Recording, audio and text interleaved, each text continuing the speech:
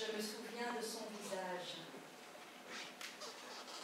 Je me souviens de son visage. Cette image me revient souvent, à n'importe quelle heure, où que je sois. Je l'ai imprimée sur ma rétine.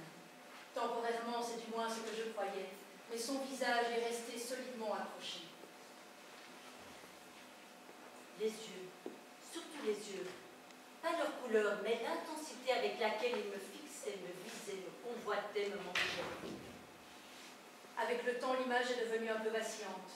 Les couleurs ont passé, les contours sont devenus flous, mais l'essentiel de son visage est toujours collé là, malgré moi. Tout le reste du visage accompagnait les yeux.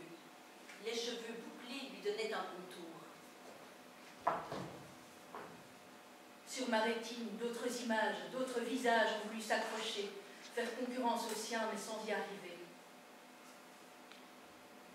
La bouche peut-être aussi. Oui, la bouche. Elle ne disait rien, mais en même temps, elle disait tellement de choses. On me dit souvent que j'ai quelque chose d'étrange dans le regard. Un je ne sais quoi qui me donne l'air un peu ailleurs. Je me garde bien de révéler que c'est son visage, accroché à mes yeux, qui leur donne cette singularité, cette étrangeté.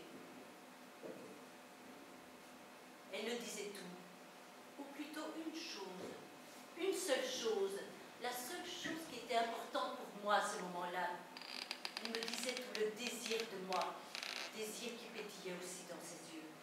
J'ai entendu parler récemment de cette nouvelle avancée technologique.